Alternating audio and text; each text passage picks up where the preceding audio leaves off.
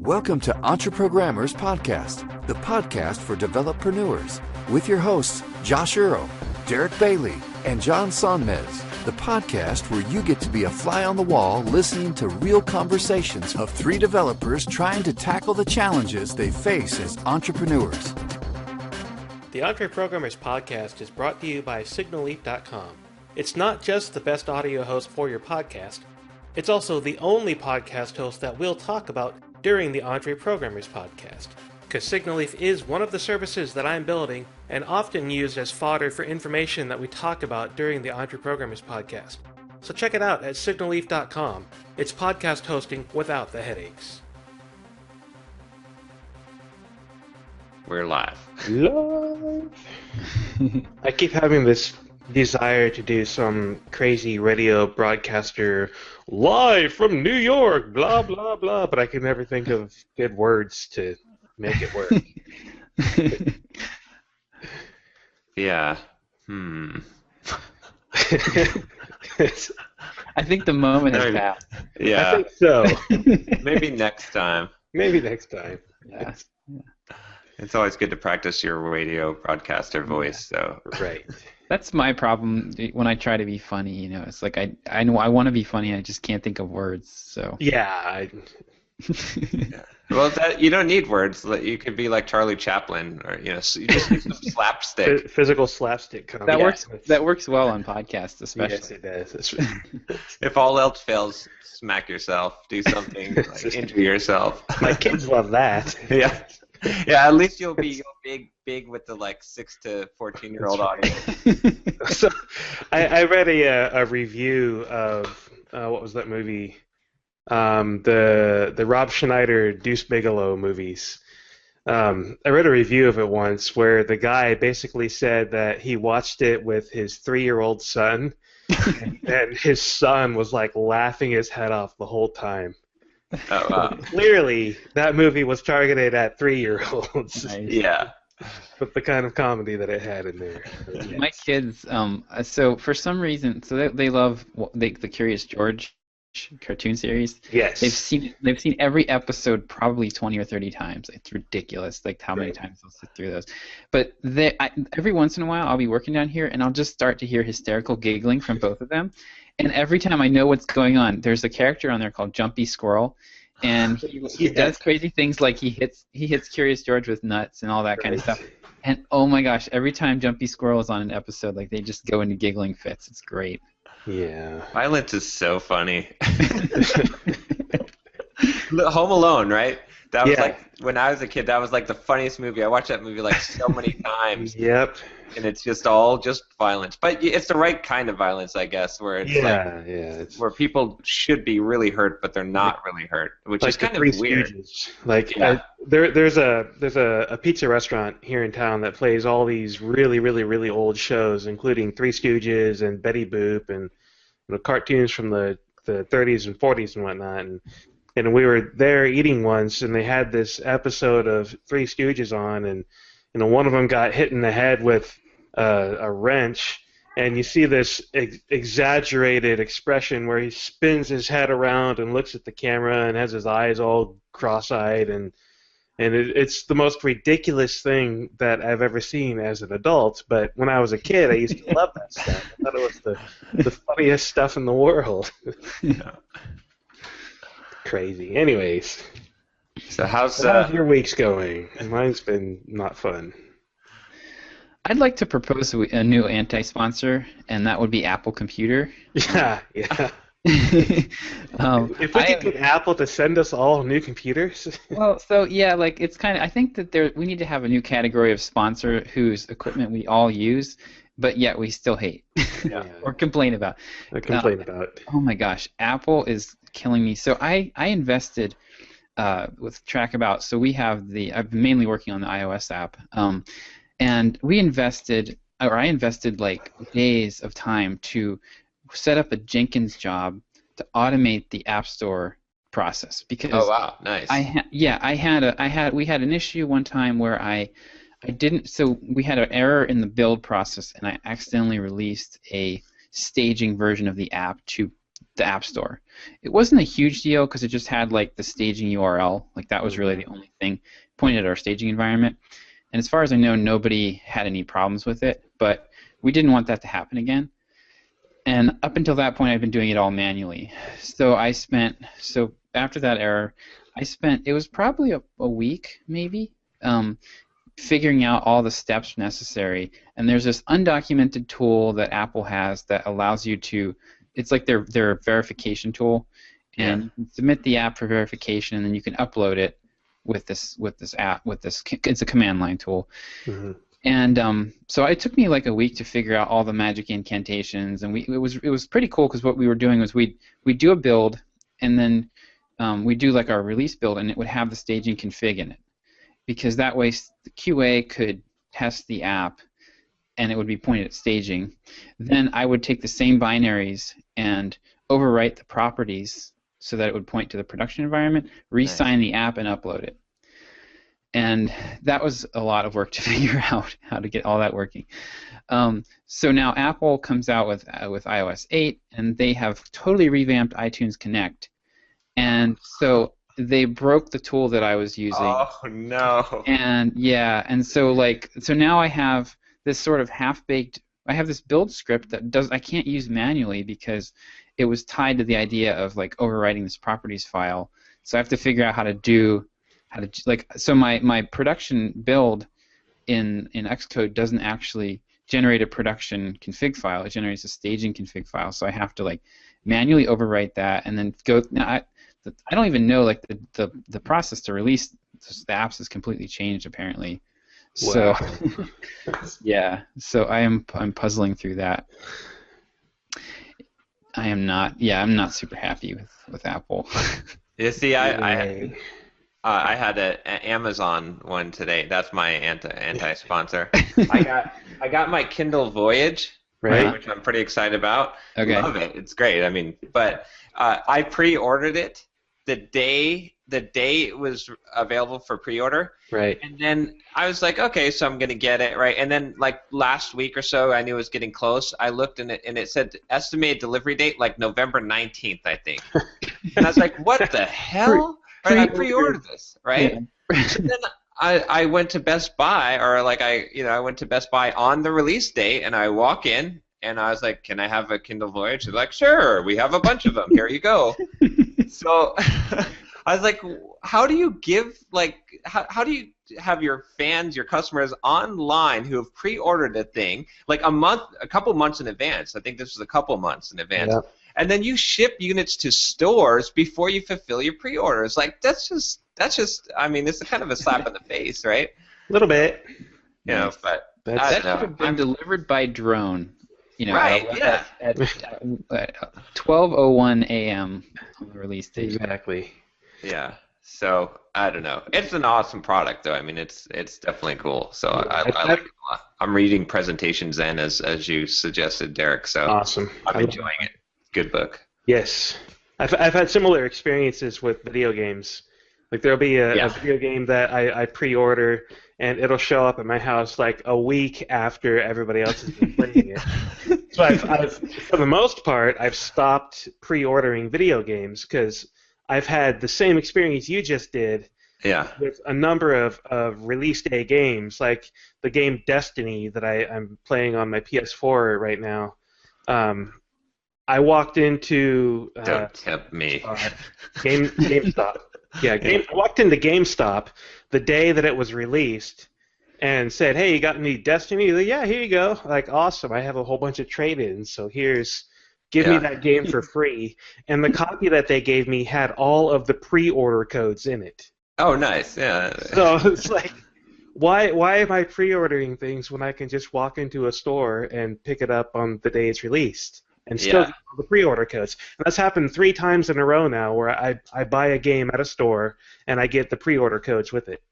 Yeah, yeah. And especially if you live in a fairly big metro area, there's usually a lot of stores. Yeah. And we haven't had really big releases of things where it was very scarce, like on the release date in stores, since I think the last time I remember was the PS3 and the Wii, although the Wii wasn't even that big. The PS3 was really the thing like that you stood in line for. But Yeah, the PS4 had supply problems for a while around here.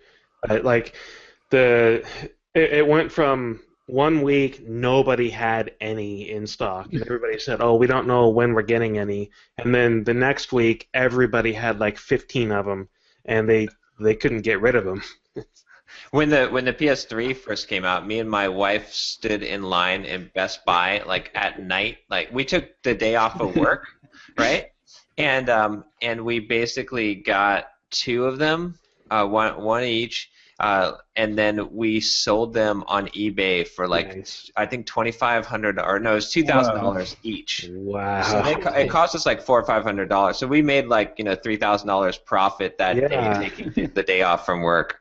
So it was pretty crazy. And then we had like Wii pre-orders like at all these different stores. Went and picked them all up, and then ended up selling them for like a $5 profit. So it was like. PS3 was the thing to have. Nice. Yeah. Anyway, one other tech-related gripe here. So, I could use some advice here. So, I have had a heck of a time with Wi-Fi routers. Mm-hmm. Yes. So I've always had a problem where my Wi-Fi router over time gets worse and worse, and it currently now. I have had it for this one. I've had for about maybe 2 years, and it disconnects.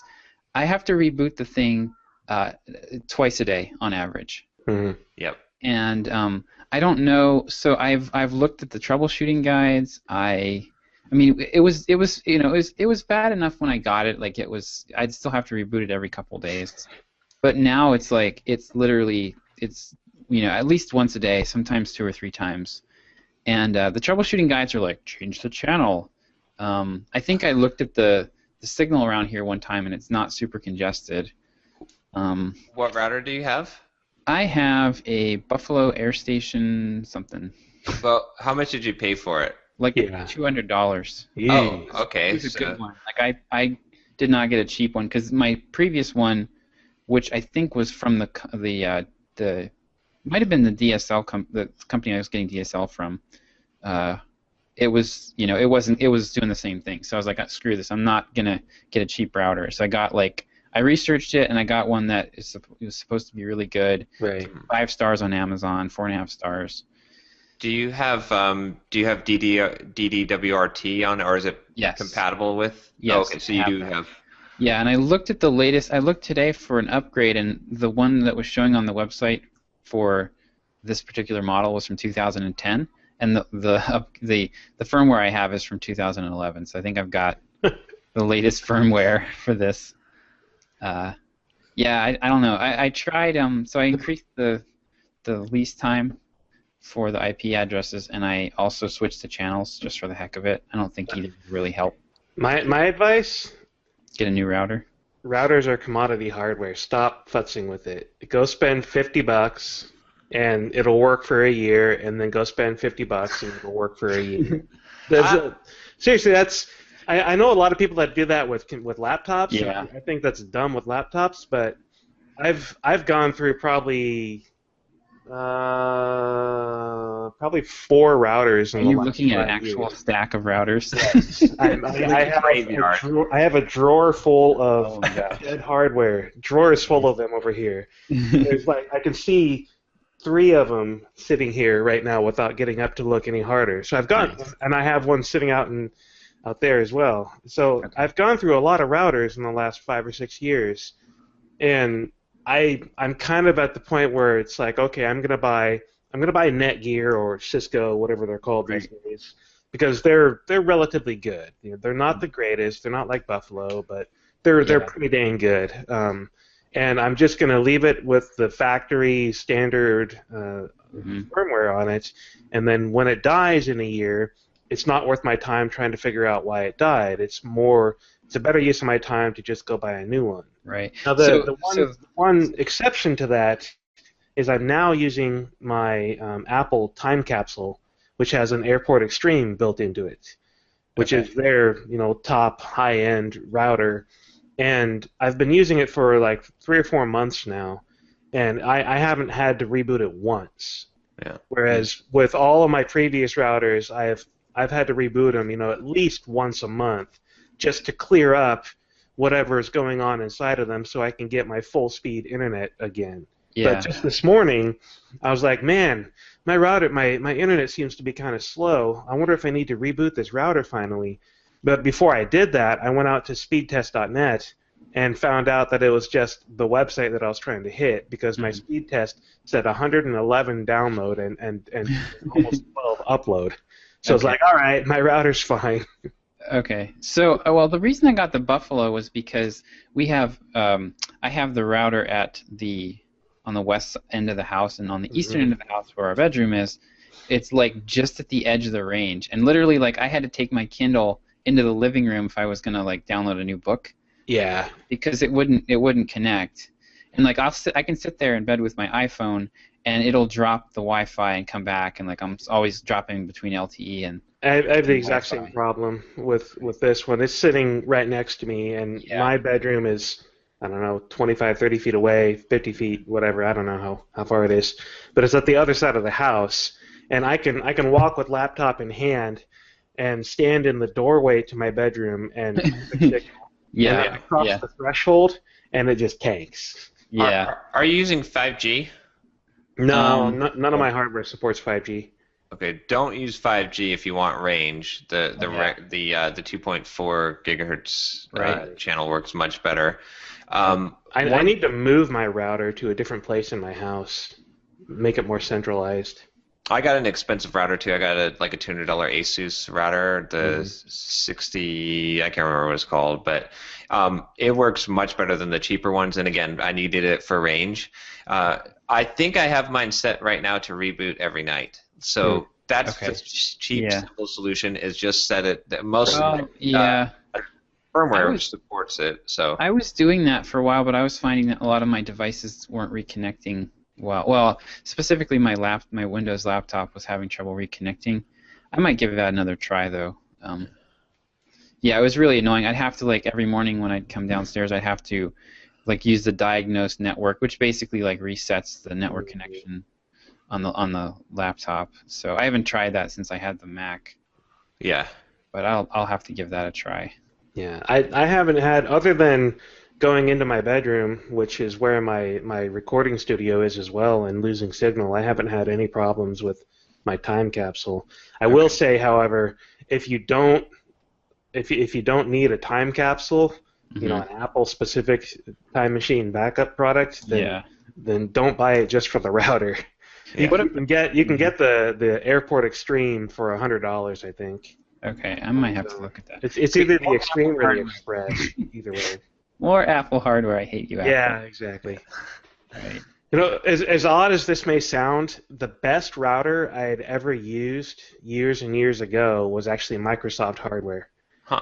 They had this line of networking hardware for a couple of years, and I swear up and down that it, at the time, was the most reliable, easiest to use networking hardware I had ever used, and I was really sad when they got rid of it. But yeah, anyways.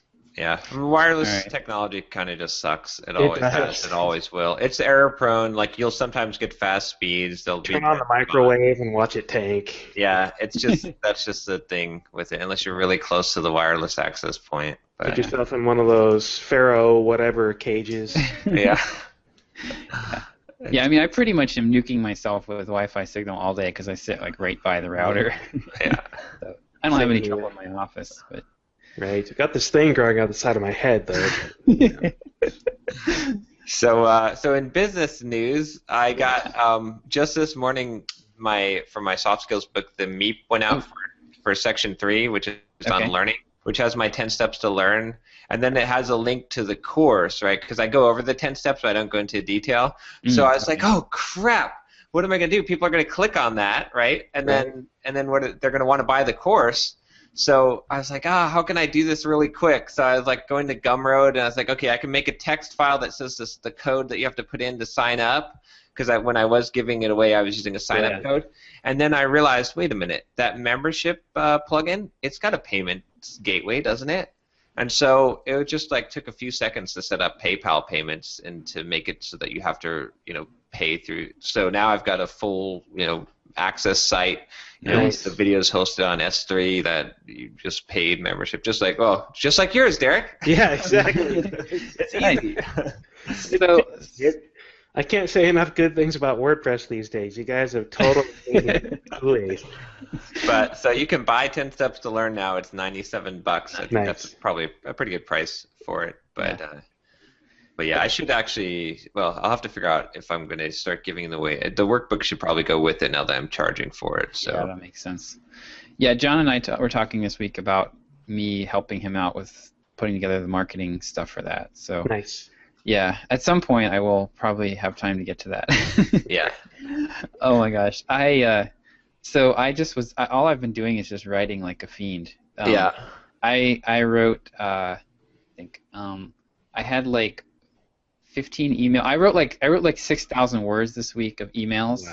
Wow. Which is more than like writing a blog post 6,000 words because you have to come up with kind of a hook and an angle for each email. And there were like 15 of these things. So so that was pretty much all I had time for this week. And then next week before next Friday, I have to write about 25 to 30 emails. So tomorrow I'm hoping I can blow through 10 to 12 of them. What I've figured out is that the thing that takes me the longest, I can actually write one of them in like a little bit more than one Pomodoro, but what takes me the longest is if I don't feel like I have enough. Like a lot of the I'm working with pretty sketchy information on a lot of these. Like, so my mentor will give me like an assignment, and it'll be like, well, we were having this upcoming seminar. We need 10 emails to promote the seminar. Mm-hmm. Okay, well, could I have an outline of the seminar? Or, well, usually all I get usually is like a couple little blurbs about the marketing material. Yeah, basically like a couple little blurbs. So I've got like some background, like these guys have written some books, and I have like access to some of their materials. So I'm basically just taking, all right, well, this thematically matches what the seminar is going to be or the webinar is going to be about. So I'll pull out, like little snippets of that, and then just kind of do. And I'm doing like the emails that I'm doing are very like they're kind of like content first, sort of like it's content, but it's like it's skinny content. Like it's Ben Settle calls it soft teaching versus hard teaching. Like hard teaching would be step by step. Here's exactly what you need to do. Soft teaching is where you say what to do but not how to do it. Right. Like, okay, here's something you're thinking about. You're thinking about it wrong. Here's how you should think about it. But then, buy the product to find out more about how to actually implement that. And that's kind of the approach that I've been taking with all of these. And so it's been working out. I think it's been working out really well. The clients have been happy with the emails. My mentor has been very lightly editing them, if at all. And the last sequence I did, he didn't touch the emails at all. He added another email to the end of it because he felt like I didn't do like a hard enough pitch in the last email, so he added on. But other than that, yeah, seems like he's been happy with what I've been cranking out. So nice. Yeah, if I have a pretty good idea of what I want to say, then they just flow really fast, and I'm definitely getting faster at writing. So. Nice. Yeah. So Saturday's going to be a long day. And just like that, you're a copywriter. It's exactly. Like, yeah. All of a sudden. Yeah. A busy copywriter. Yeah. I mean, I think like I'm going to buy. So I want to buy. I need to get a course on autoresponder sequences because I think I've got a good grip on. I've been like on a bunch of good email lists for a long time. I've been reading these emails. I know how they're structured, and I've been able to put them together myself pretty well. What I don't know yet is how to structure a good sequence of like 10 or 12 emails. Like, what should I be doing at each point? One thing I kind of deduced from what my mentor did to my last sequence is to sort of build upward toward a crescendo, where like the last email is like a hard pitch. So the first one is like it's like content. Then it'll be content that points to a video which has a pitch in it. Then it'll be content with a pitch. Then it'll be like what I call pitch plus plus. is kind of the end, the end point of it. So that's the point where I need to kind of work on that end of things. But yeah, so I really, he hates doing email and I really like it. So I'm kind of thinking that email sequences will be my thing for a while. I mean, they're really effective. I want to learn to write sales pages too, but the email is so much more fun, and I think it works better, way better, over the long haul. So yeah, so that's been a lot of fun. I literally just come downstairs and I'm like, I kind of take a few minutes to clear my head. I'm like, all right, time to write some emails. And I just, I've been doing like 3 or 4 a day. Time to make the donuts. Yeah, actually, that phrase has gone through my head more than once. It's good though to do something systematic like that. Like, I mean, your mind kind of gets bored, but like that, repetitive things they're hard, but they cause a lot of growth. Like you become like you're in character, but also in just like in skill. It's like it's drills. It's drills. Like drills suck, but doing the same thing over and over again has this huge benefit so that's a good thing that you're in that mode. I need to develop my own so I have I think I have a pretty well developed voice as a writer. Like when I was in college, actually this was kind of funny. So I actually had I've had like a couple funny writing stories from college. One of them was my professor called me in, sat me down, and he said, where did you plagiarize this paper from? And I'm like, I didn't. What are you talking about? He's like, undergraduates don't write like this. And I'm like, this was the first class I'd had with this guy. I was like, I'm sorry, I didn't plagiarize this. This is just how I write. And so he finally believed me eventually. But then I had another professor I submitted, so that we had to do those course evaluations at the end, and they were anonymous. And you handwrite them out, and then they send them, and somebody types them up, and the professor reads them. Well, my professor picked out me by my writing style. And then he wanted to talk to me about my feedback. That's funny. Yeah, I was like, oh man.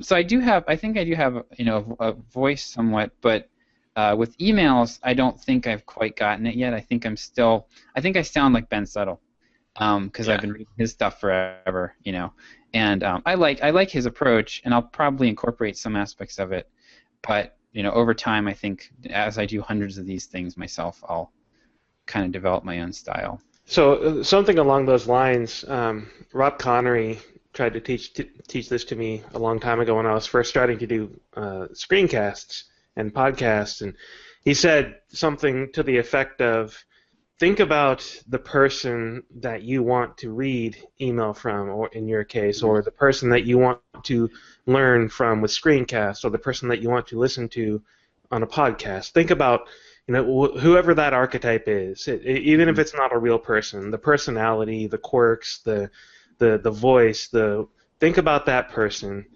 and keep that personality in your mind as you're recording. In your case, as you're writing the email. If you want to sound like Ben Suttle, then think about Ben Suttle. If you want to sound like whoever else, then think about that person as you're writing, and just keep their personality and their mannerisms in your mind, and it will come through in the way that you write. And eventually, you will start to form your own identity, your own personality in the things that you're doing. And I've seen myself change a lot in the way that I podcast or screencast with Watch Me Code.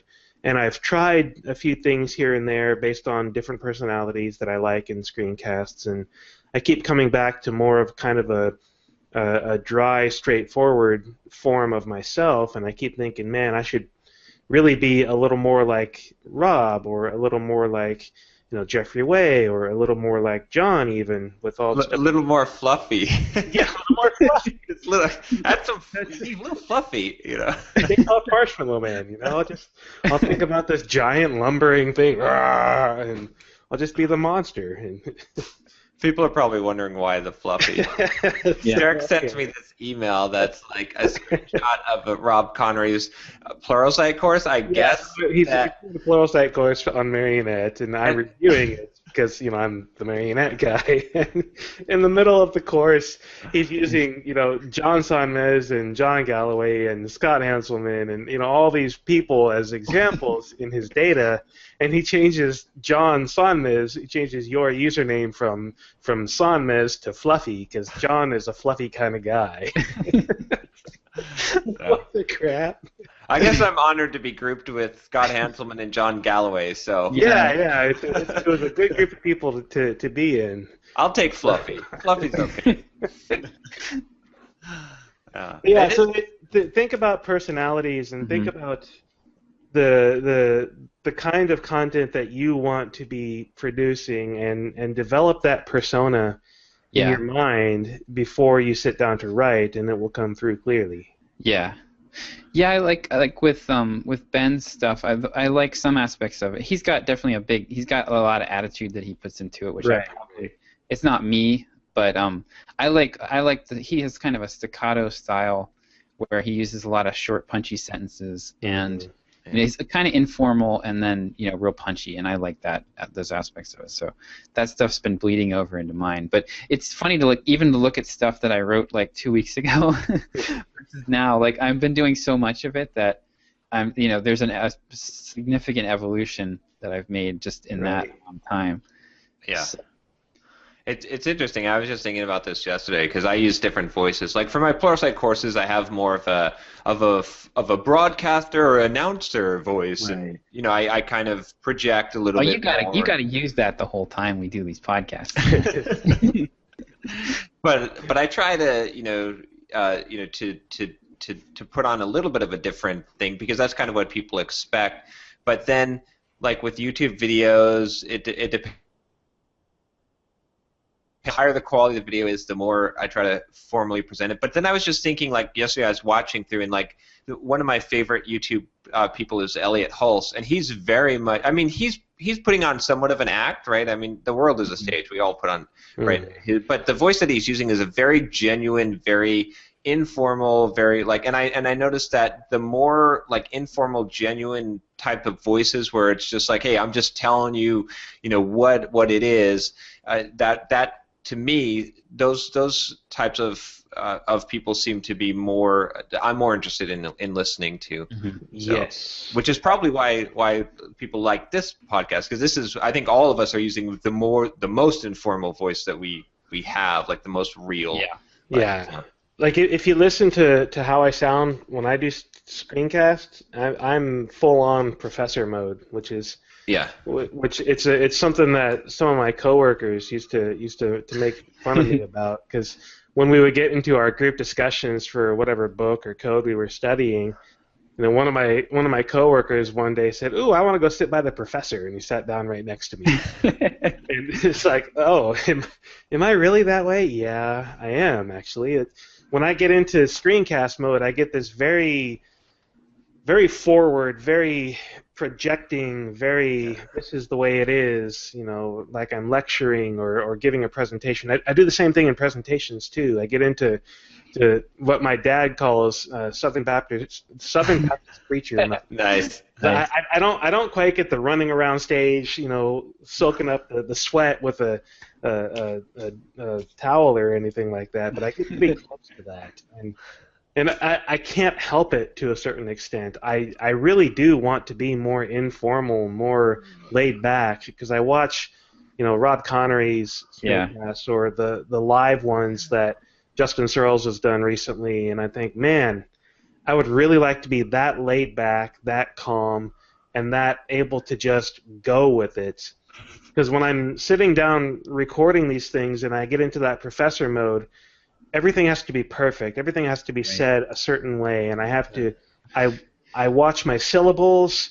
I watch my tone of voice. I do all these things that I don't normally do when we're talking, like on this podcast, and it kind of drives me nuts that I do that, and I haven't been able to break out of that. And it's been something that I've been trying to do for a long time. So, like I said earlier, it's something that Rob tried to teach me a while back, but I just never practiced enough, I guess. I wonder if doing like some sort of like doing like webinars or something would help with that. like where you're live, you right. know, and you can't edit. So. Yeah, I tend to do better in live presentations. I think practicing a lot beforehand helps. Because with my screencasts, I'll sit down, like this morning, I've been sitting down practicing a screencast that I need to record today, and I'm practicing the code and thinking about what I'm saying, but when it comes to actually recording it, I'm just going, you know, I'm on the fly, here's the code, I'm talking about it while I'm coding, and it's a lot of retakes because I haven't practiced the actual full thing prior to sitting down to record it. Yeah. So it's... You know, benefits and trade-offs. I like being able to produce it faster. I like spending less time, and so I end up doing that. I end up being that way. So it actually takes you less time to be more polished because of the retakes? No. It takes me less time to do retakes, just constant retakes. Like I'll say the same line 4 or 5 times just to get it right, to get the inflection, to get the syllables, to get whatever right. But I won't bother retaking it. I'll just say it over and over and over again, and let my editor pick out the one that he wants to use. Mm-hmm. So it's faster for me to do that than it is for me to practice what I'm saying over and over again so that I can say it right the first time. Right. That makes sense. So doing a more informal, like almost like live, straight through in one take type of approach would probably take more time. Yeah. You'd have to be better prepared. Right. I'd have to be far more prepared. That makes sense. Yeah, so it's something you can do for like presentations you give multiple times, but maybe not. Like these one-off screencasts, you're probably never going to go over that material again, so it's not worth it. Right. Exactly. Yeah. So on the subject of screencasts, that's been freaking me out this week because I'm down to, I have 2 episodes left and then I'm out of material. What was this week's focus for you? This week was supposed to be Signal Leaf, but I had to change that. I had to get back on to Watch Me Code. And I wanted to record 2 episodes on Wednesday, but I only got 1 recorded because it ended up being almost 30 minutes of material. I think it'll be close to 20 by the time it's done being edited. And so I'm reviewing code again this morning to try and record 1 more, and that'll get me 4 weeks out. But 4 weeks from now, I'm going to be in, well, I guess 2 or 3 weeks. 3 weeks from now, I'm going to be in Nashville for a conference, which means I need to have more recorded prior to that so that I don't have a blank week while I'm at the conference and so that I don't have to record and edit and ship the same week that I get back from that. So I'm in a bit of freak out mode about Watch Me Code right now because I haven't kept up with my recording the way I need to. And this is crazy, but that one thing has like totally ruined the rest of what should have been a great week for me. By all accounts, was a great week for me. And I'm just freaking out about that one thing, and it's totally ruining my entire week. It's driving me crazy. We've talked about cutting expenses a lot recently. So I've been thinking about cutting expenses, and I've been able to cut, I think, close to $200 a month just this week. Nice. Because, first of all, I got rid of MailChimp. I paused my accounts. I actually did that right now while we were talking. So you can say that. And paused my MailChimp account. Nice. But then also this morning I saw a blog post from MongoLab, which is where I host my MongoDB instances for Signal Leaf. And I had previously been spending almost $200 a month on MongoLab to have a replica set for both my production and staging environment. And we had talked about moving over to hosting it myself on DigitalOcean or something like that. And I had been seriously reconsidering doing that just to save costs. And so I saw this blog post from MongoLab this morning saying, hey guys, guess what? If you're on this plan, your cost just went down to $15 a month. And I'm like, yeah, I'm on that plan. Nice. That's a good feeling. So yeah, it's $15 a month for 1 gig of data. And I have like 1.5 gigs in both my production and staging environment. So it'll cost me like $60 a month total, which is a whole lot better than $200 a month. So that's data is just the historical stats. Right. Okay. Well, yeah, it's the event logs. It's not even the actual data that I do the analytics with. It's the event logs from however long. And realistically, I could go in there and delete things that are more than a month old. I really don't need that data because I've got all that data in Keen.io where I do the analytics, and I could, if I need to, I could export all of the data from Keen and re-import it into the production database. So I'm considering putting in a task to delete data that's more than a month old from the event tracking, so that I can reduce. Make sure you get the greater size. than equal sign in the right direction. I've done it once, actually. I went in there several months ago, and I deleted stuff that was more than 3 or 4 months old. But it's growing pretty rapidly again. Yeah. I'm actually getting subscribers and getting a fair amount of people having fairly popular podcasts. I do like how explicit MongoDB's update statements are. Like, at first I was like, this is so clunky, but then I was like, okay, it kind of saves me from making mistakes, because in the first object I specify the query, and the second part I have to use the special $sign command to set and then specify exactly the fields. Yes. And it's like, okay. I went over that exact thing in my episode that's coming out next week, I think. Or no, the one that I did last week.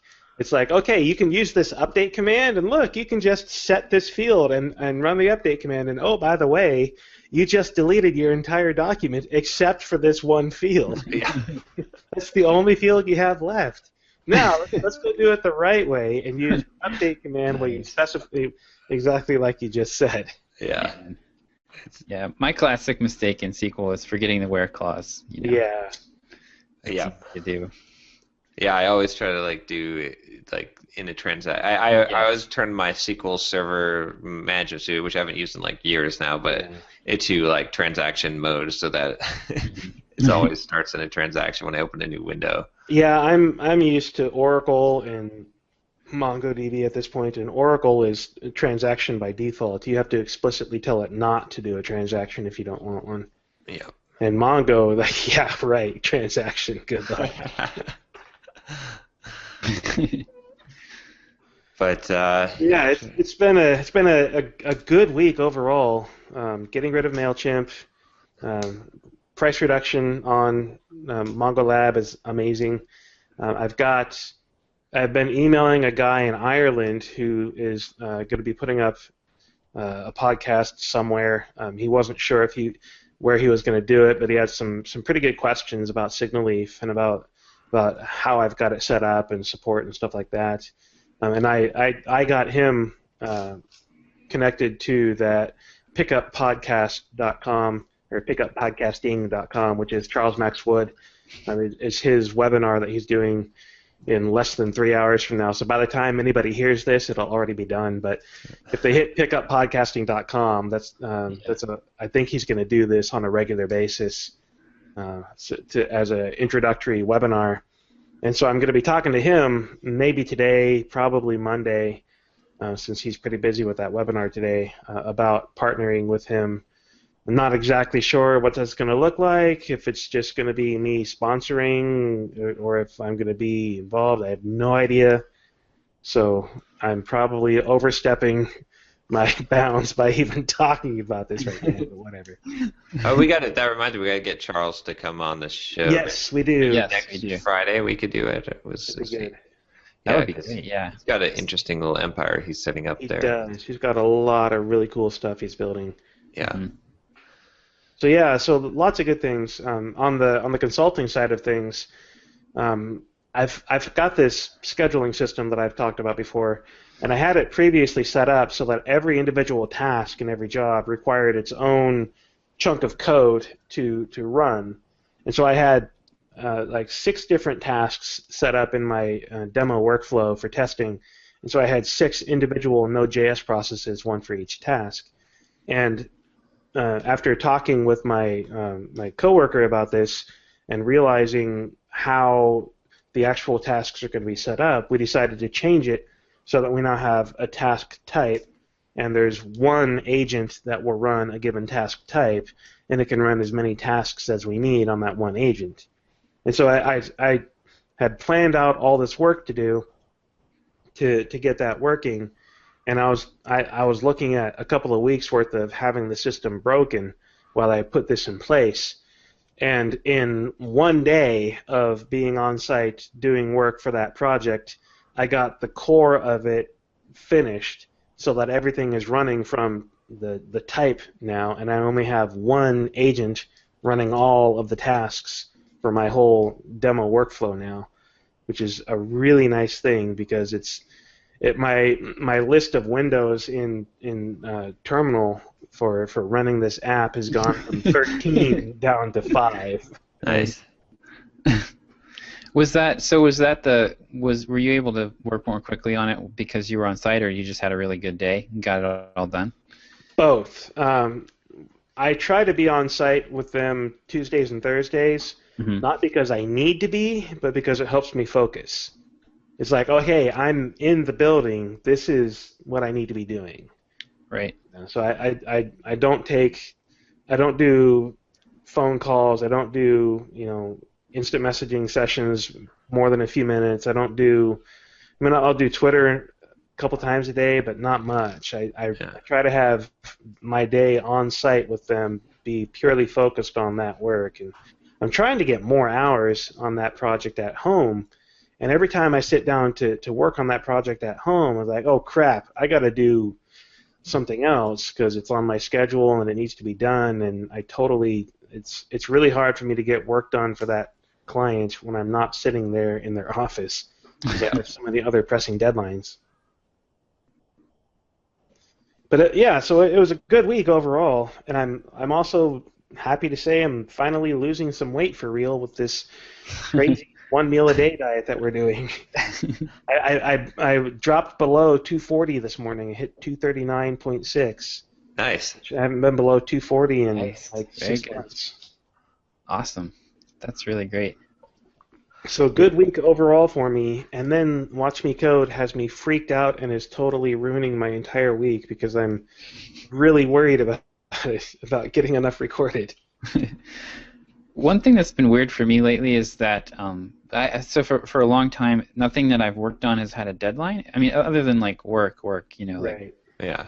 I've just been working on my own projects, and there's no deadlines or anything. So now, like, I'm having to adjust to basically having deadline all the time. Right. Like next week, I have 3 or 4 deadlines next week, like 3 or 4 different blocks of. So that's been a huge mental shift for me, and I'm just learning to ignore it because like I'm not like one of the things I've started recently is just I'm not working at all on Sunday, like that's family day. Mm-hmm. So I'll read a book or something, but I'm not doing any writing or anything. So it's knowing that I have the deadlines looming, trying to downshift on Sunday has been pretty interesting, but I'm getting better about it. Just learning to shut it off. Yeah, it's hard. I mean, sometimes the best thing to do is just to go through the whole exercise of what's the worst that could happen. Like, right. It's not because you tend to make things life or death, and it's like, I mean, yeah. Some people don't hit deadlines and they need to make things life or death, but right. But if you're in that other mode in stressing out, then you can just kind of envision, well, if I miss this, right, like it wouldn't be the end of the world, like I'd still be okay, and then the reality of the situation is, does it look like it's going to happen? I mean, do all things point to yes, I will be fine? Because, I mean, if you think about it ahead of time, if your answer is no, it doesn't look like you're going to have enough time to get this done, then you're worrying about the wrong thing. It's not about, because that's not possible. What you should be worrying about, or the action you should be taking, is to push the deadline back now, right. Ahead of time, or to cut down what you're going to do so it will fit, as opposed to.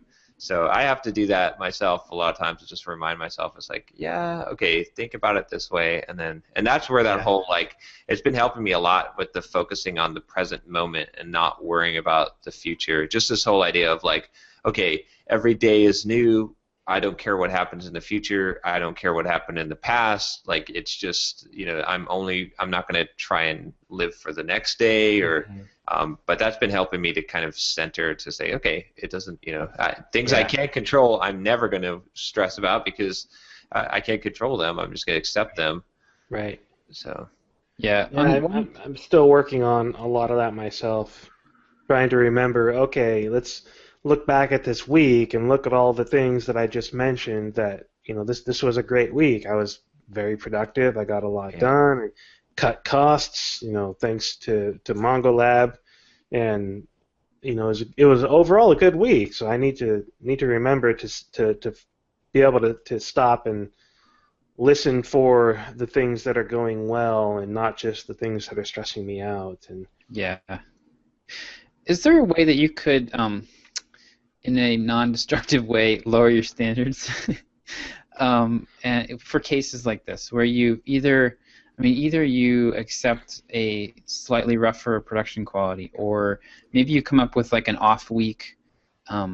I've seen like newsletters where they'll do like, it's like a monthly newsletter, and then like every other month they'll do like a CD and a newsletter instead of the full newsletter. So you kind of get like a different pacing to it. So you might be, if there's some way that you could come up with to kind of cut, I don't want to say cut corners, but still deliver on your promises, but in a way that is a little bit less, urgent or terrifying when you need to do a conference or something. Yeah, so it's kind of the iron triangle of things, which is the old software principle of time, budget, and features.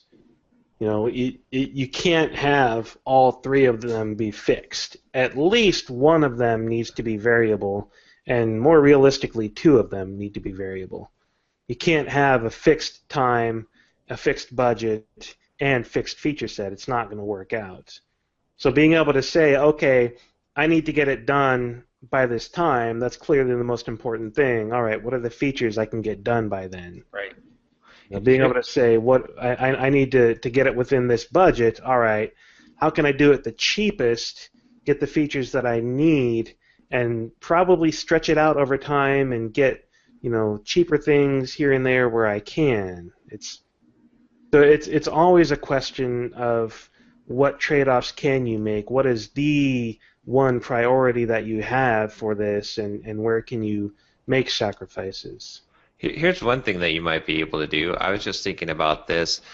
You might be able to get other screencasters to, like, once a month to donate an episode, and the idea would be you're not going to pay them for this, and they're not going to super plug their stuff. They're just going to get a little bit of exposure, so they're going to be willing to give you a free one. You're only doing it like once a month or so, or maybe even once every 2 months. So, right. And then you're getting some, because I was just thinking of that, because I was thinking, hey, maybe I should ask you if I could do like a screencast.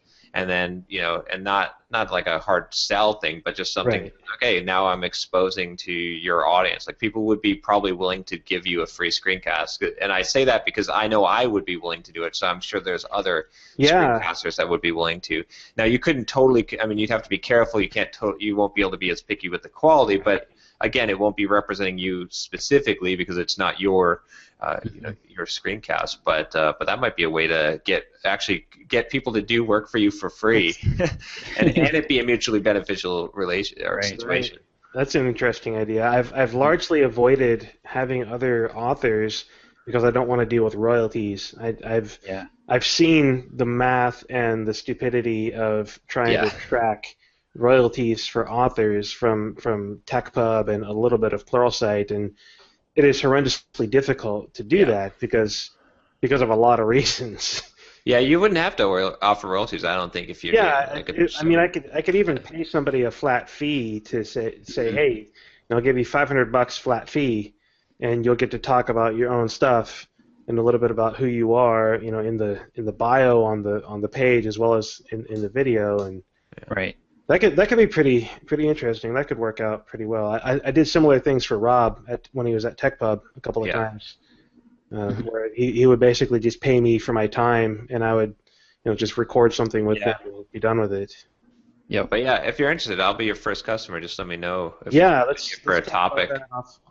Through the email list or whatever, and we'll work that out. That's the other thing we got to figure out. I keep on trying to think of a system. I wonder if we can pull together some kind. Well, you can't connect. I don't know how many social media accounts you could connect, because what would be awesome is we talked about this from the beginning, was having a way to promote each other's stuff, like just like tweets out and stuff.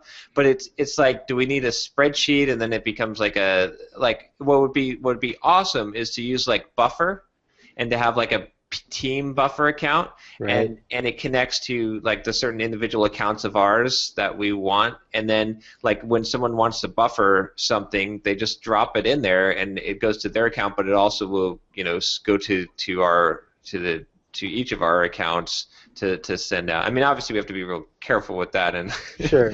but if it's like legit, like promotion stuff, like I just did a new blog post and stuff, that would be a good way to do that, or some, I don't know. We got to coming up with some system would be a good thing. Yes, I agree. Because I try to retweet your stuff whenever I see it, but I'm pretty bad about seeing things. And me too. I don't even watch the Twitter timeline very much at all. Like occasionally I'll just flip over to yours or Josh's, and maybe once a month or so. Right. But, we need something. We need to be able to do something along those lines. Yeah. Trying to think what was going on this week. So I've been selling stuff, electronics.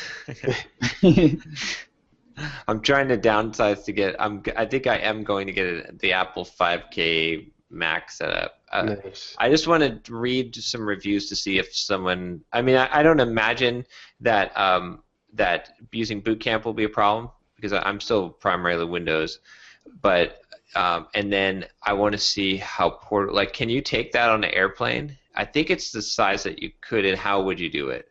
The 5K monitor? Yeah, the new Mac with the 5K. Why would you risk that? Well, because like if I go somewhere for like setting up those home exchange things. Like if I go somewhere for like 2 or 3 weeks, it would be nice to just have my real system, Okay, I see. Could you ship it?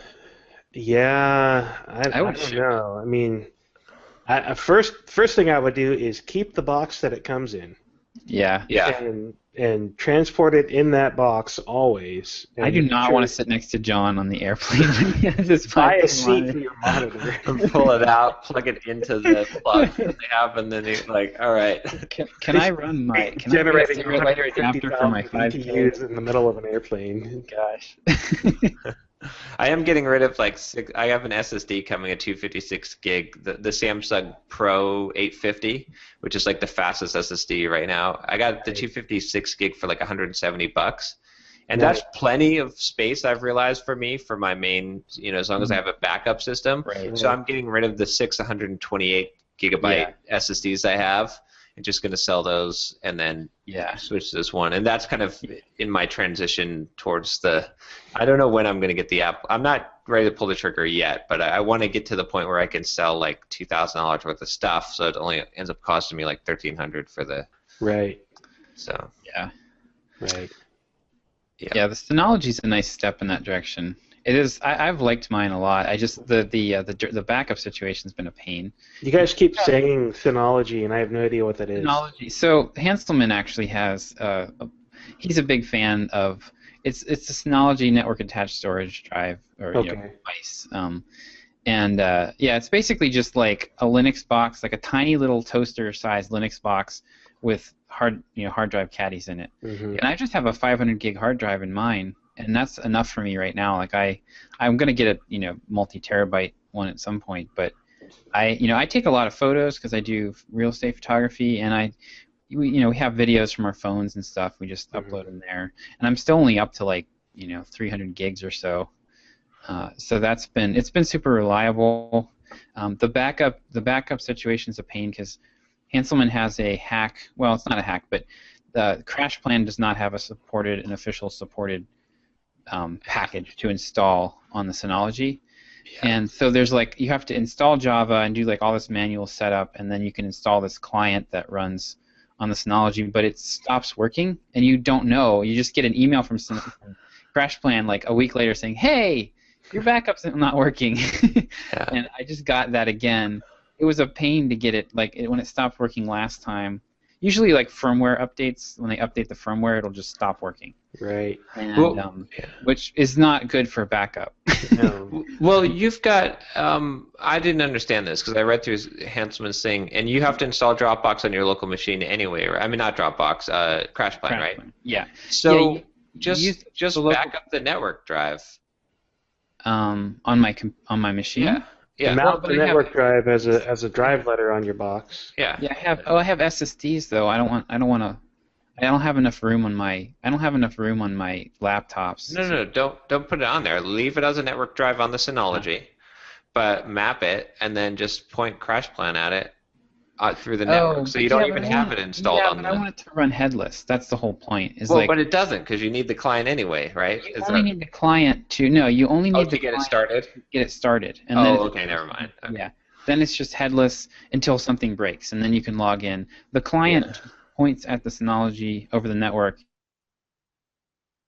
the status of your backups and that sort of thing. Okay. But they basically have written a it's really impressive. Like the GUI for the Synology is all browser based. Like they have written a Windows front end to Linux or a OS. complete like windowing system and everything in the browser for the Linux, and it's pretty slick. I've really liked it, but I got burned by Windows Home Server. Oh, I love my Windows Home Server. This was back when I was at Trackabout, and I bought a Windows Home Server to do my backups. It came with a 20 gigabyte partition for Windows. Literally, Windows ate the 20 gig drive partition without me doing anything. I never installed anything. I did nothing on that box, and the Windows Home Server crashed because Windows ate the entire 20 gig partition that HP built for Windows, and I couldn't do anything about it. I couldn't log into it. Yeah. It's a headless box. I can't attach a keyboard and monitor to it. I mean, it was garbage. It was absolute garbage. So I was like, screw this. I'm done with these types of boxes. So when I joined Teller, I had them buy a couple terabytes of Thunderbolt storage for me in an external box, and it takes me 2 seconds to just right-click, eject, unplug my laptop, and I'm gone. I'm fine with that. I have no problem doing that compared to all these problems that I had with my Windows Home Server, and compared to what sounds like a headache with your Synology. Well, just this one. There's other backup options like Glacier. You can back up to Amazon, and that's actually pretty cheap. I've considered going that route, but I think I'm just going to go with the Dropbox Pro. Right. That's what I'm doing. Yeah. Yeah. Basically, the only thing stopping me at this point is just I think I'm just going to have all my files in one big network share, so it'll be just like files, and then I'll just have folders for me and my wife, and for our photos and all that stuff. Versus. Mm-hmm. Yeah, and it's a little weird to have all that stuff in my Dropbox account, but I'll just have to manually unselect the photos and videos files so I don't get all that stuff downloaded to all my machines. Yeah, that's what my plan is. I'm actually canceled my Dropbox. I'm in my CrashPlan account because I love it. It's great service. It was wonderful, but I just don't need it if I just use the Synology and have a terabyte in Dropbox. Yeah, between the Apple Time Machine backups with my time capsule and Dropbox, I can recover from a crash. It's all my really important stuff is on Dropbox or in my time capsule. And time capsules crash, but also they're in your house, and if your house burns down, right. So I want to have everything. If my house burns down, these legal documents are the least of my concern. True. Well, you don't have an offsite backup at all, Derick? I don't, other than Dropbox. Do you have like your personal photos and stuff in Dropbox? No, I don't. Oh boy. Yeah, you really should consider an offsite backup. Yeah. Really. Like the Synology might be perfect for you actually because definitely. The Synology's on site. I mean. No, but it has the ability to do an off-site Like, I don't know if Apple has to have a way, because Apple has cloud storage. I bet Time Capsule has an offsite backup option now that you can pay for. There probably is now. I bet there is. Some of Derick's $200 a month, and so okay, having mentioned iCloud, I know some of my stuff is in iCloud, and a lot of my pictures are in iCloud, but not all. Yeah. But honestly, like if that Time Capsule crashed, like I mean, just got destroyed, you'd probably be crying, I think. Well, Time Capsule is just a backup device, so it's not like I actively use it for anything. It just does backups. Yeah, but it's got a drive in there, right? If the Time Capsule itself crashes right now, I'll go to Best Buy, buy another one, and I'll do a full backup, and I'll be okay. Oh, I see, because you still have your computer. Right, I still have my computer. So it's only mirroring things that are on your PC or in your Mac. It's a backup of my laptop. So you would have to have your house burn down with your Mac and your Time Capsule, or someone come in your house and steal both. Right. And then... Personally, I put my computers outside on the lawn when I sleep, so... I do too, right? I leave them open with the power plugged in too. It's logged in, you know. I don't know. I always want to have one offsite. I want to have 3 copies. One on the original source to the on-site, and then 3 in the cloud somewhere. So just in case. Yeah, I generally agree with that philosophy. I've just never actually done it. Yeah, it's a matter of sorting. Like, in order to get to that point, you need to sort like what is important to you. Like, because there's the 2 categories. There's the inconvenient. Like, if I lost this, who cares? Yeah. Like, I mean, if I lost my DVDs I ripped or something like that, right?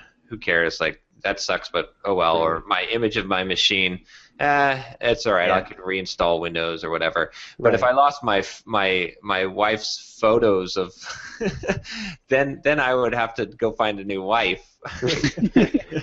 So a new family. Yeah. Your identity. So those ones are not.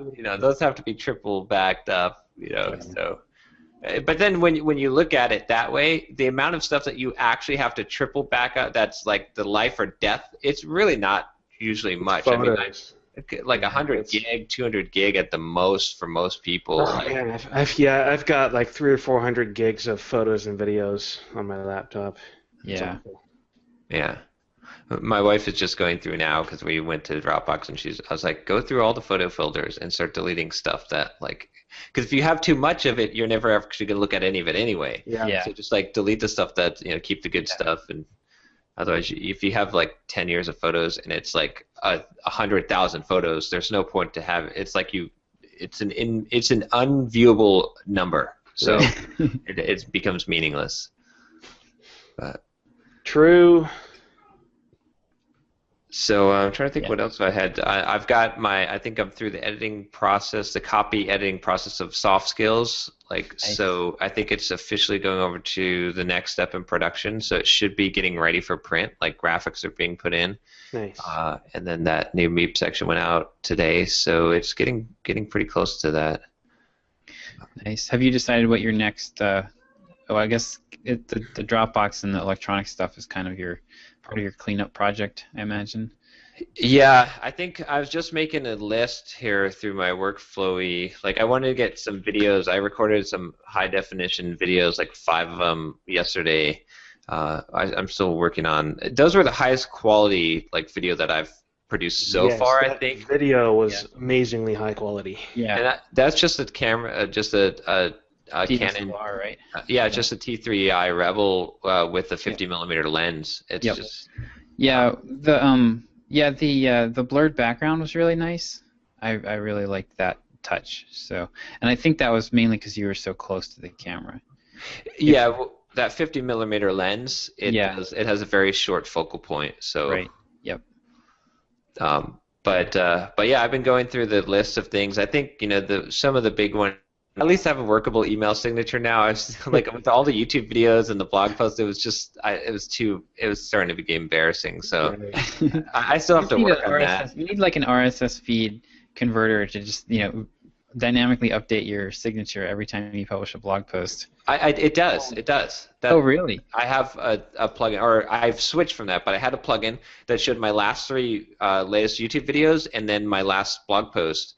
Oh man. Now, the thing about that, I debated, I mean, it's kind of messy, but the thing is I reply to so many emails from people contacting me on the site and stuff, so that, like, it's important to have something that people can click, and that was working fairly well. I mean, people were clicking it, but then I'm embarrassed to send it all the time. Use a tracked link in your current signature and just see how many people actually click it. Okay, yeah. And that's pretty easy to set up. Just use a pretty link in WordPress or something, and just see, because I'm betting it's it's not bad to have it, but I'm betting it's pretty low. It adds up over time, though, because I noticed, from some of the views that when I look at the Google Analytics where it's coming from, it's but I don't know. But anyway, it doesn't need to be that crazy. I just wanted to reduce it down, and just if it goes to my site and maybe has the social network clicks, then that would make sense. But yeah, you could even set up a landing page on your site that gives people all that info just for your email signature. Like, look, you clicked on my email signature, so here's everything you need to get to know about me, all condensed into one nice page. That's a good idea. Yeah, I should go to like the About Me. Yep. Right. That's a great idea. Yeah, that would make a lot of sense. But yeah, so I've got that, and then I need to put how to market yourself on sale. I guess I'm probably going to do that this next weekend. Wait till Cyber Monday. Cyber Monday is perfect. You think? Yes. I killed it last year with Cyber Monday. I'm going to do it again this year. Mm-hmm. What are you putting on sale for it? I'm going to do a promotion with Wes Boss. Okay. Stuff. I'm hoping that's what we're going to do. So, yeah, he's I think he's on board with helping me out with the Sublime stuff. So, nice. Yeah, tentatively we've agreed that we're going to do like a weekly links roundup type of email, and then he's going to do the Twitter account, and then we have a commission split where I'll basically be an affiliate of his product. Right. And then anything we sell through those links, I get a cut of that. Nice. But yeah, we're gonna do. I think I'm gonna try to do an affiliate or a Cyber Monday sale. That went really well last year. Like I think I made like $3,000 or something. Wow. So yeah, it was crazy. Yeah, you'd think people would be overloaded, but it gives you a good excuse to do it, and then you just do a 3-day sale and you hammer them with emails. That's a good idea. All right, maybe I'll move that down in the list then. Yeah. That's a good. It gives you a little chance to warm up to it too. You can think about how to set it up a little better versus throwing it out there. Yeah. Okay. And I guess that'll give me some chance. Definitely I definitely do a 2 or 3 day, and send at least 2, 3, 4 emails. Probably 4 if you do 3 day. Yeah, my last one was really successful. Let me go in. That July 4th of July sale. Let me see what my stats were. July was like a really good month for me. Now I'm averaging around, I think, $2,000 to $3,000 a month just on regular months. But let's see. I love the reporting in DPD. It's good. Like you can break it down by the month really easy. Let's see. Wasn't sure if you're being sarcastic or not. No, it's good. It's really good. I actually found it to be painful. July was $12,000, just over $12,000 in sales. So that was because of that sale. Yeah, nice. Yeah, I think what I would do for you is think about a sequence out of your normal, maybe out of the flow of your normal emails. Think about a sequence that you can use to lead up to that. That kind of sets up the need a little bit. Yeah. Okay.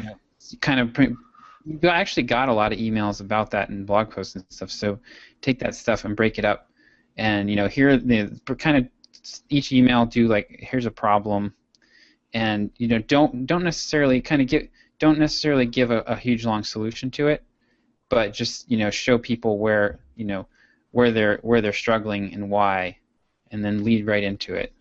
Yeah, that's a great idea. Okay.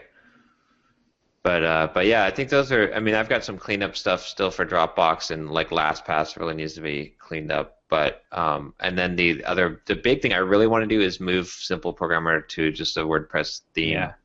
Simplify that. The right hand side, the like YouTube videos and the Get Up and Code. It doesn't really get clicked. and it just. I think what I'd like to do is just use a regular WordPress theme, a nice looking clean theme, and have in my top navigation like YouTube videos, podcasts, and then I'd include Get Up and Code and EntreProgrammers on that page, the About Me, and then products, and then I'd have my 10 steps. I'd have my How to Market Yourself course. Yeah, I've got a similar setup on DerickBailey.com. Oh yeah, let me check that out. It's a pretty good setup, I think. But yeah, I really want to simplify it, and my load time is very very slow on the blog. I wonder how much that's hurting your traffic too, because you probably, I'm betting that, because I think it's Google or Amazon has published stats about that, and it's like every 300 milliseconds you lose X number of traffic. It's measurable, so exactly you might get a nice bump in traffic just from that.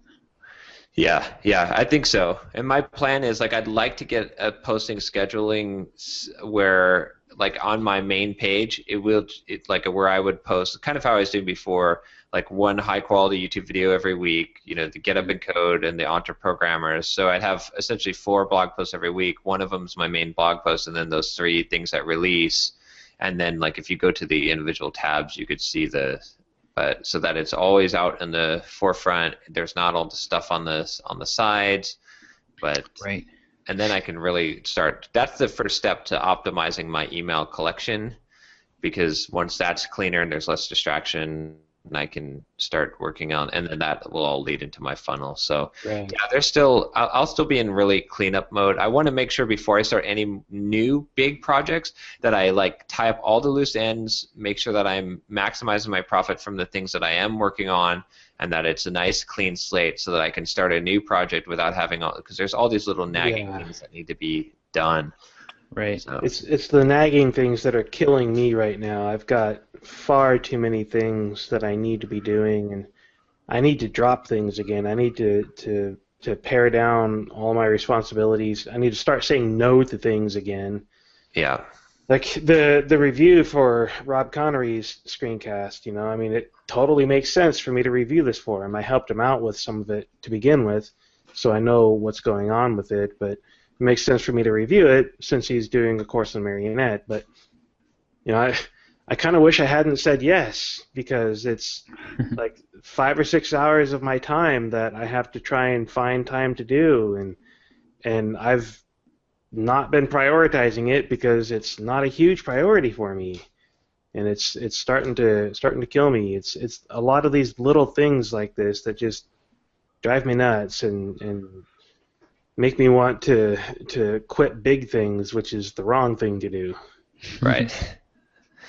Yeah, it's hard. Some of these the little things. I really want to get a VA or someone hired that I can get some of those little things, like getting the there's certain things that you can do and certain things you can pass off. And I was thinking I have to write my blog post, obviously, right? But shooting the YouTube videos, I can totally shoot that myself. I have to do that, but then once I'm done and it's in the can, I should have someone else edit, putting descriptions, tags, putting in the little, the cool little logos and stuff and all of that, and then going into YouTube and doing stuff I don't do, which is annotations. You can make clickable links from YouTube and putting all that stuff in there. If I could pay someone to do that, and also put my blog post up for that YouTube video, if I could get them to do that, and then the same thing we're doing it with EntreProgrammers, so that's nice. But if I could do that with Get Up and Code, and then even with blog post, there's just a ton of stuff where I could accomplish probably 3 times as much in half the amount of my time if I could pay someone and find the right person to do it. But I'm so cheap when it comes to reinvesting into my own business that I just and there's this time, right? It's if you want to do this, you have to go and you have to hire someone. You put out the hiring someone process to get someone good to do this stuff is not easy. You and I need to go in on this together for exactly what you just described. I've got an editor. Yeah. So my editor is amazing. He's the guy that used to do TechPub, and I've been working with him for a year now, And I send him raw material, just unedited, just me making mistakes left and right. I send him a logo for the title slide, and I tell him the title of the episode, and he takes all of that and produces the final output of my video for me. I haven't edited a single minute of video in the last 6 months, probably 9 months. Yeah. Since I've been working with him so much. He knows exactly how I like things. He does it all for me. But I'm still doing the blog posts and the descriptions and the categories and all the stuff that comes after the editing. And I would love to have somebody that could take the output from my editor and go do everything else for me. Publish it, schedule it, do the tweets, do all that kind of stuff to be able to do that. We totally need to get somebody to do that stuff for us, because that would save me several hours a week that I currently panic about. Okay, well, maybe I'll look into hiring a virtual assistant or seeing, like, there's that one process or that company, I think it's Ducker. Yeah, Chris Ducker's company. Yeah, because you can hire someone from the Philippines for like a couple $1,000s a month, I think, Mm-hmm. and they're full time and they're skilled. Like you can get someone who's actually an IT person who does administrative. Right. So like if we could find the right person and we split the cost and we had 20 hours a week, for each of us, it would not be too expensive, and then we'd also have I think that should be plenty. Yeah. I probably need, maybe to start with 5 or 6 hours a week at the most. Yeah. I think his company is virtualstafffinder.com. Yeah, I think you're right. I'm just looking at it. Yeah, I think that's. I think it's Virtual Staff Finder. Right. This kind of goes back to stuff that I read in Rob Walling's Start Small, Stay Small book. Yeah. It's because he talks a lot about virtual assistants and the benefits and all that stuff. It's You know where he got it from? The 4-Hour Work Week. No, I'm just kidding. I don't know that for sure. But Tim, most likely, because I have heard Rob talk about the 4-Hour Work Week. But. Yeah. I just like to throw in, any chance I get to show Derick that some of the ideas in there are not. Some of the ideas are good. I totally agree with that. There's a lot of great things to say in that book. I just can't stand. It just gives me the willies just thinking about it. Anti-sponsor. Yes. 1/3 anti-sponsor anyway. But yeah, getting a virtual assistant, like I don't know, that's the next step, or even just hiring a full-time employee, like is something that I think I need to do to get to the, because if I can spend more of my time doing the stuff that's most valuable, and then I can move the quality level up on everything too, because it's like, even I shot those high def videos yesterday, and it took all day to shoot them and then edit them and get them posted up, and I still have to post them on the blog, and it's that's why I stopped doing the high def ones and started just doing, because I was like, if I can do 3 videos a week and they're not high def, that's better than doing one high def one that takes me more time. But I'd love to be able to put everything in higher quality production, but that requires someone else to do the video stuff. John, have you ever thought about just going to a studio like Derick Halpern does? I'm thinking about that. I was thinking about that. Somebody that would just, you go to a studio, you record 10 videos, you walk in, you record 10 videos, you bring 10 shirts or whatever, where you just do like Derick does and just, you look like you're wearing the same clothes for 6 weeks. Just record everything and walk out. They give you the video files. You have somebody else upload them. I mean, if it's not thousands of dollars a month, that would be worth it. There's a couple of things. I mean, the thing is, I don't think it'll save me much. As far as I've kind of gotten really good at creating high quality video. Mm-hmm. So without a studio, and I. Not to toot my own horn, but some of the studio-produced stuff, some of my stuff is better in the visual quality than Derick Halpern stuff. I honestly think that. The last thing I shot was, for sure. Yeah. So I guess that's kind of, that part like I don't know if I'm going to save so much on. And then the audio, I know Derick doesn't like the audio, but the audio was a huge improvement over anything else I did because I actually used the Rode Podcaster mic instead of the lapel mic. Right. So I think I like that is pretty good. But from that point forward, like after I've got it on the SD card, that if I can automate, get rid of the whole my involvement from that point forward, that would be a huge value to me. Exactly. Yeah. That's exactly what I want to. I want to take.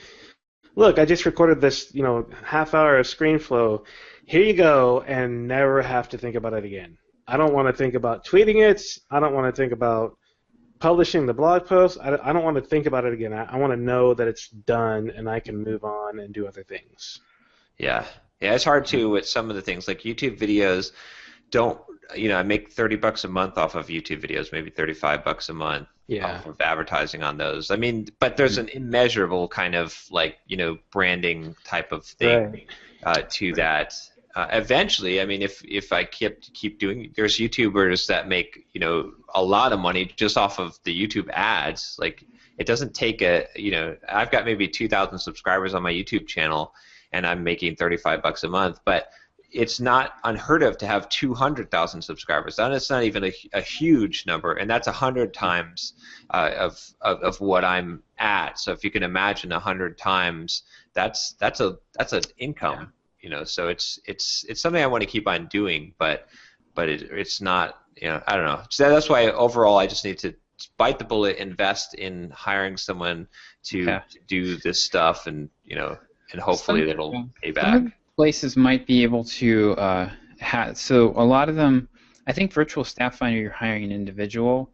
A lot of times they work with agencies though, and so you might have ready access to people that are more specialized. I've heard from a lot of people that have outsourced that you should definitely look for a company. So if somebody gets sick or something, then you've got backup. And if you work with a company, then they've got people that can do other tasks, and so you don't have to go find your own Photoshop person and your own video editing person and your own YouTube expert and social media stuff. They kind of have that under one roof. Yeah, that's a good idea. One of the things I want to do too before I'm ready for that step is I want to go through and take all the things I'm doing and make detailed checklists of how they go and the steps, so that when I hand off to someone, I can say, look, this is what you need to do, and this is how. And if you come up with a more efficient way, or so, modify the checklist, or give me the flow, so that I always have a McDonald's process in place, so that you can just hand that off to someone else, and they could do the same type of thing, and then that will also help me to figure out where are these points where where is it critical for my involvement. If I have this list of what's the flow of creating a video, what's the flow of creating a blog post, what's the flow of creating a podcast, and if I know where the points are, okay, John has to be in this point, but all these other steps can be automated or handed off, then so that's kind of, I think, essential. And then there's also figuring out where else could you use the time. For example, one huge area I think is promoting your stuff. I just release the stuff and I don't do and I tweet it out. But if I had someone strategically going through and saying, okay, hey, this blog post was about this topic. Let me go through and look on Stack Overflow, and let me go and find bloggers in the area and that where it overlaps, and let me find lists of resources and see if I can ask will you retweet this? Will you put this on your list? All that would be probably valuable to have someone to do that kind of work. Yep. Even stuff like scheduling, you could do the initial outreach to guests and whatever, and then hand it off once they agree. Yeah, exactly. Yeah. But there's a lot of opportunity. Yeah, I've considered doing this a lot too, but I basically at this point don't have. I feel like I don't have a lot that I could outsource. I honestly I feel the same way. Yeah. And the more I think about it, and the more I listen to John describing what he wants to outsource, the more I realize, oh. Well, I'm having the opposite reaction. It's I'm looking at the stuff that I'm actually doing, and I basically have just dropped the things that I can't. Right. The things that I would outsource, I've mostly dropped. Right, and in your situation, still having a full-time job, it makes a lot more sense to do that. Yeah. So there might not be a need for you to have a VA at this point, but John and I mean, I'm sitting here thinking. And I could probably buy a few hours. Like, I wouldn't mind, if there was slots in there. Right. I could probably find a few things, but. Yeah, like some of the research for the bigger article blog posts that you've been wanting to do. Yeah. Mm-hmm. Yep. Yeah, that would be useful. Or like, actually, you know what? I met with one of my old bosses last week, and we talked a little bit because he's a college professor, and he was talking about we were talking about having his students help me with audience research. That is one area where I could outsource. Like, I spent like a few hours searching for just good forum threads, like basically places where people are talking, where I can kind of pick up on their lingo and the types of things that they care about. And that type of thing, it would be nice to have somebody who does, 50 Google searches, goes through the top 20 results, and picks out the stuff that I will actually be able to use. Yeah. That's one of the few things I think right now that I could actually use some help with. Mm-hmm. Yeah, so we'll have to. I feel like it's a big growing hurdle. Like, if you can get past this point, there's like a bullet you have to bite, and then once you're doing that, then you can expand. Because once you've actually done that to some degree, you've hired someone, then moving that, expanding that is, right, or hiring a second person is easier. I mean, how nice would it be also, like you said, with an agency, to have a graphics person that could do not super complicated stuff, but hey, I need a logo or a design or Right. So. Yeah, or I need my PowerPoint slides. Right. Exactly. Yeah, I kind of feel the way about this, the way that I did about outsourcing my video editing at first, is like, well, yeah, okay, I see the benefit, but I don't trust anyone else. Mm-hmm. And now, having worked with Scott for so long doing my video editing, he's like, yeah, okay, I don't trust myself. I'm going to send this to Scott because he does a better job than I would, because he's not inundated with this information already. It's new to him, and he produces exactly the same kind of quality output that I want, but in far less time.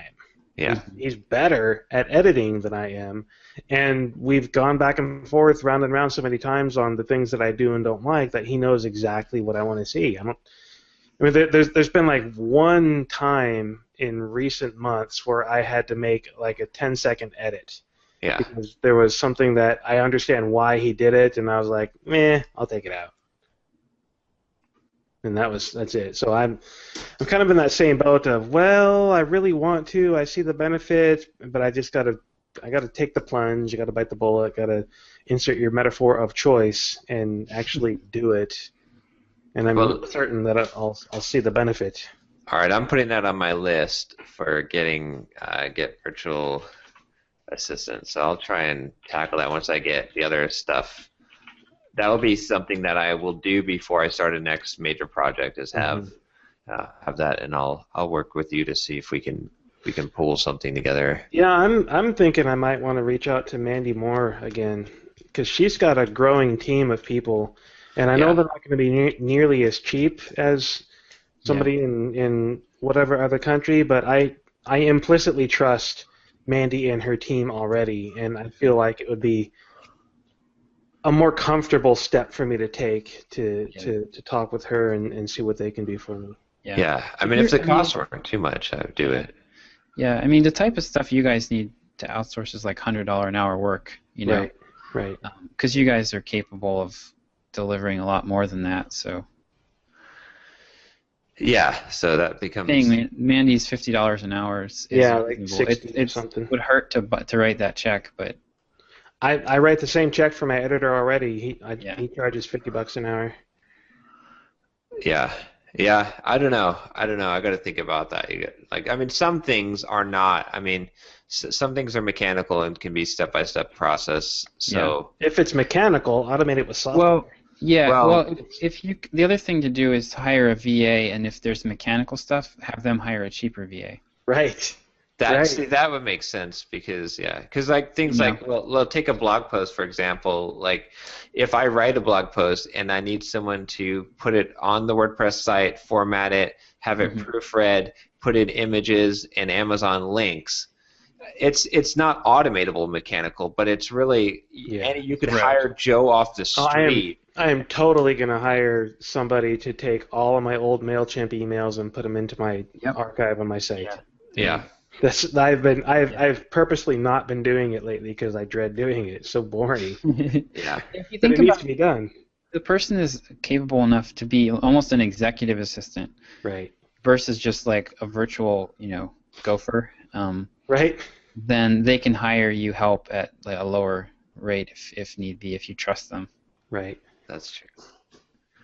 So, one thing I wanted to bring up, we need. We had Peter Cooper had mentioned us on the Freelancer show, which was pretty cool. The show was pretty awesome. So that's Thanks, awesome. Peter. Yeah, I was listening to it because I always listen to the Freelancer show, and I was like, oh, Peter Cooper's on there. That's awesome. And then at the end when he picked EntreProgrammers, I was like, oh, that's really cool. That's great. Yeah, it is. And then we should probably just put a quick plug to go meta for a second, because we probably, for listeners that long-time listeners to the show and stuff, if an iTunes review would be awesome, like to rate us in iTunes, because I think we only have like 5 ratings in there, and if we're going to reach more of an audience, we just need to, the more that we get, it makes a big difference. It helps. We need an honest 5-star review. Yes, an honest 5-star review. Yeah. So yeah, seriously, we have like 5 reviews in there, and I'm looking at our stats right now, and we have like 457 subscribers as our 7-day average for the last week. Nice. 25,000 podcast listens total. Yeah. I mean, clearly we have more than 5 people listening to this thing. Yeah. We'll read. How about we offer to read? We'll read your review on the. Yeah, that's right. We did that before. That was fun. So. The other thing that we send should us the worst review possible, and we will definitely read that one. Definitely read that one. 5 stars, but a horrible review. The other thing we should look at too, which I've been meaning to do this for all of my podcasts, well, for both my podcasts, I think we're at like 4K listens per month around, which is a respectable amount for getting advertisers at like a CPM rate of, I don't know, the SEL Tech Talk guys, I said they're getting a CPM rate of like $25, I think. Yeah. So, I mean, we could definitely try to get sponsors for this podcast, at least one to Sounds just like carry the cost. VA. Yes.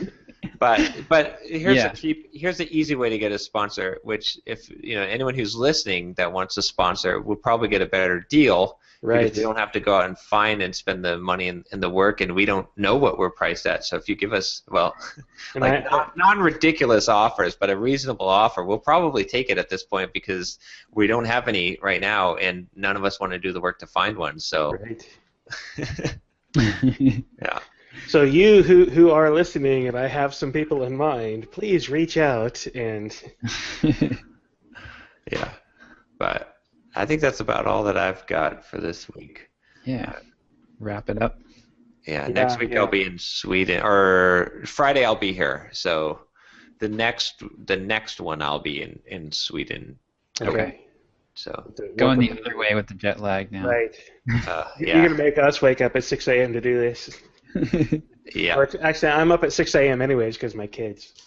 We'll have to figure out some time frame. Yeah, I've got my parents in town next week, but they'll be. I'll just shut my door basically. Well, what's it? It's forward, like what, 6 hours? 6 or 7.